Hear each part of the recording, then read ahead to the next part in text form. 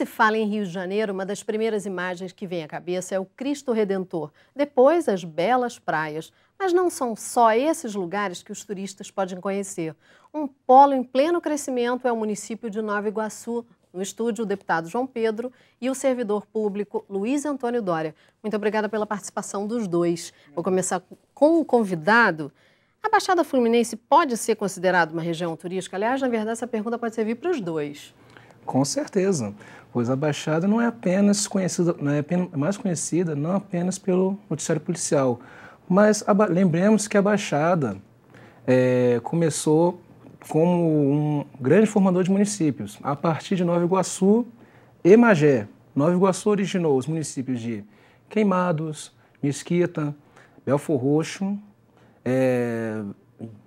E vários outros. E vários outros. São quantos municípios, mais ou menos, você tem ideia? Eu diria... São mais de 10, se não me engano. Isso, mais de 10. Magé originou um município de Teresópolis, a princípio, e depois originou Guapimirim, que, na minha opinião, é um município que não é muito divulgado pela questão do ecoturismo. E o senhor deputado, o senhor acha que a Baixada pode ser considerada? Eu não tenho dúvida nenhuma. Eu acho que se você só recordar a história da ocupação da Baixada Fluminense, você tem aí uma gama de informações que, diria, tristemente, para a maioria dos habitantes da Baixada e do nosso estado, não é conhecida. Temos a ocupação pela ferrovia, que é uma questão histórica bem interessante, que remonta os tempos do Império. Você tem toda a chegada da Baixada Fluminense pelos canais, pelos rios.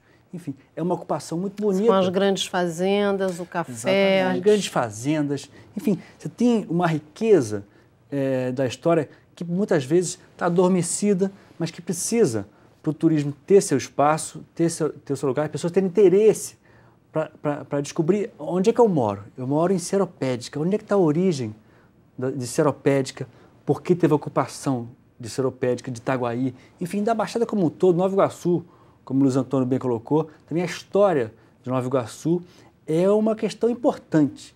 E aí, a partir do foco histórico, se chega claramente ao interesse turístico, ao interesse pela região, da sua ocupação, pelas suas belezas, não só naturais, mas também históricas, como eu disse. Agora, vamos falar uma coisa aqui que é meio saia justa dentro desse contexto.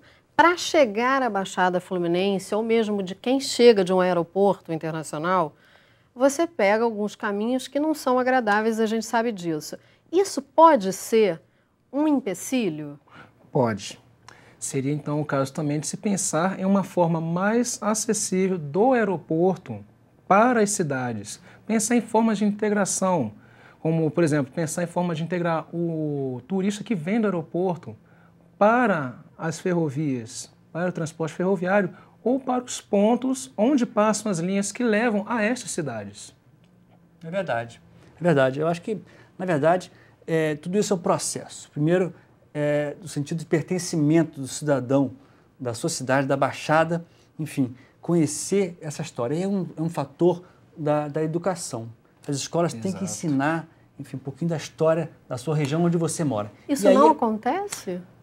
Olha, pelo que eu tenho notado, não acontece com tanta frequência quanto... Claro, isoladamente sim, mas eu acho que tem que ser uma tônica, uma política pública de se conhecer, de se amar, enfim, se pertencendo àquela região. E aí sim, e aí valorizar o produto turístico, e aí ter acessibilidade, e aí você ter rotas turísticas, toda a parte da Baixada, enfim, todos os municípios. Acho que precisa ter a descoberta e depois a venda desse produto. É preciso que as prefeituras, por meio da Secretaria de Educação, além de incutir a questão da história do Brasil, no meio, crie-se uma disciplina englobando a história da Baixada, não só apenas, por exemplo, Belfor Roxo ensinar a história do município, não. Ou do próprio estado do Rio de Janeiro Exatamente. Como um todo, né? Porque engloba a Baixada Fluminense Isso, também. é preciso que, desde pequeno, a criança que mora na região passe a aprender a história da sua região, para que, quando chegar à idade adulta, valorize, divulgue, não fique naquele pensamento, minha cidade não tem nada. Tem, e muito. Quando você fala, a minha cidade tem, e muito, o que Nova Iguaçu, por exemplo, que é esse polo que a gente falou no início, tem? Tem as ruínas históricas da fazenda do Coronel Bernardino de Melo, tem a área de preservação ambiental do Tinguá, tem o patrimônio histórico envolvendo a igreja de Santo Antônio. E também não é só apenas o histórico, também o cultural da região, da Baixada como um todo. Por exemplo, Nilópolis. Nilópolis é muito conhecido pela Beija-Flor de Nilópolis, mas poucos conhecem o núcleo histórico da cidade, que foi a Capela de São Mateus. Na verdade, o chamariz seriam as escolas de samba. O chamariz também seria o caso da escola de samba, aproveitar o enredo para contar a história da cidade, a história da região. A história da Capela de São Mateus. Exatamente. Chegar do início, como ela surgiu, como ela se desenvolveu, como ela obteve a autonomia político-administrativa até os dias de hoje. E aí, deputado, o senhor acha que Nova Iguaçu tem essa... Porque a gente te escuta falar que tem pista de skate, tem Tinguá, que é uma reserva, ou seja, como existem turismo nas favelas, pode existir também o turismo com aquele jipe, levando os turistas para lá, para conhecer isso. Isso pode ser feito, não pode? Evidentemente que sim. Agora, na Assembleia Legislativa do Rio de Janeiro, nós estamos discutindo um projeto que gradua o interesse turístico no Estado pelos municípios. Olha, todos os municípios têm seu interesse turístico.